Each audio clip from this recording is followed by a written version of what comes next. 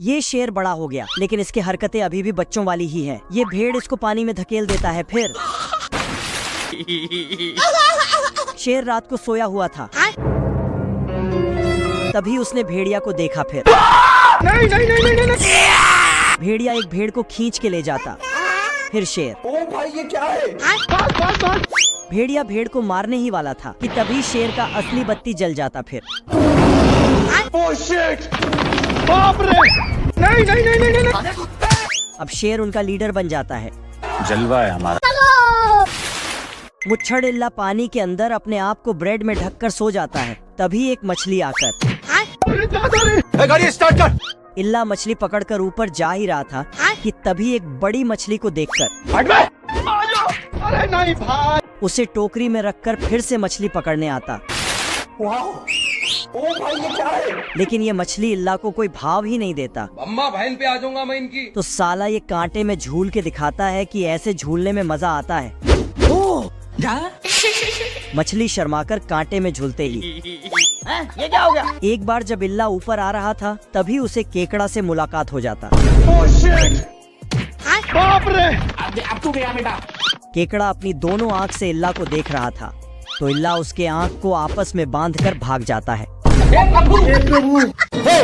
उठा के पटकूंगा। अब तू गया बेटा। खत्म। ये लकड़हारा बतख पेड़ में लटककर पेड़ काट रहा था। इधर ये गिलहरी अपने भाई को समझा रहा था कि हम टपकने वाले हैं। बात। तो ये साला बोरिया बिस्तर बांध के शहर में काम करने जाने लगता है।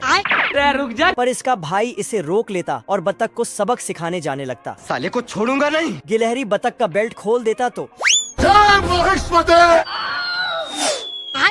साला बतख फिर से उठता और ऊपर चढ़ने लगता। हरा भाई जोगिंदर। और तभी साले कुत्ते! गिलहरी ने एक लाठी लिया और बतख का बेल्ट आरी से सटा दिया। तो लेकिन इस बार बतख पेड़ के टहनी में टंग गया। तभी गिलहरी ने एक अखरोट ऊपर से टपका दिया। तो बाप रे!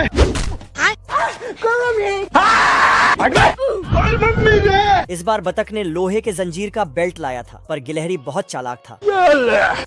तो बतख नीचे गिर के मिट्टी में धंस जाता है।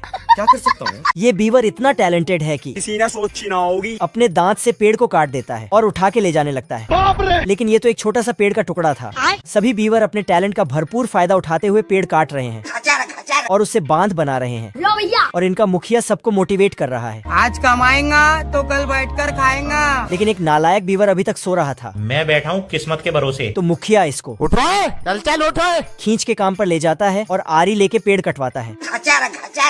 लेकिन ये साला नालायक इधर भी सो जाता है। डरने से क्या फायदा है? तुम्हें शर्म है कुछ? तो इस बार मुखिया इसके नींद को गायब कर देता है। ओए मम्मी रे! तो नालायक बीवर अपने आप को लायक साबित करने के लिए टोकरी से एक ब्रेड उठाता है और घर छोड़कर भाग जाता है। लेकिन ये बहुत टैलेंटेड है, इसलिए घर वापस जाने के लिए रास्ते में ब्रेड गिराते हुए जाता है। लेकिन पीछे से कुछ चिड़िया ब्रेड को खाते हुए आ रहा था। अच्छा। फिर इसके पूंछ पर बैठ गया, तो इसने देख लिया। ये देना।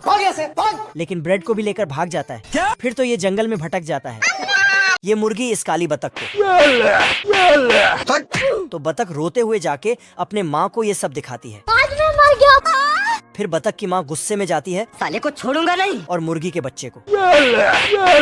फिर बतख और मुर्गी के बीच झगड़ा शुरू हो जाती है। अरे बाप हो बाप। अरे बाप। तभी मुर्गा आता और दोनों का झगड़ा सुलझाने की कोशिश करता है। ठीक है, तू सुधर जाओ। चुप कर, मुंह बंद। लेकिन झगड़ा सुलझने की बजाय और ज्यादा उलझ जाता है। फिर बतख अपने बच्चे को लेके घर जाने लगती है। तभी साला मुर्गा पीछे से आता है और फिर ये झगड़ा और बढ़ जाता है। तो बतख अपने पति को ये सारी बातें बड़ा चढ़ाकर बोलती है। फिर साला बतख भी तैयार हो जाता है। लेकिन ये डरपोक बतख पीछे हटने लगता। लेकिन इसका बीवी इसे धकेल के मुर्गे से लड़ने भेज देता है। मुर्गे के घर के पास आके बोलता है, मैं तुम्हारे बाप का नौकर नहीं।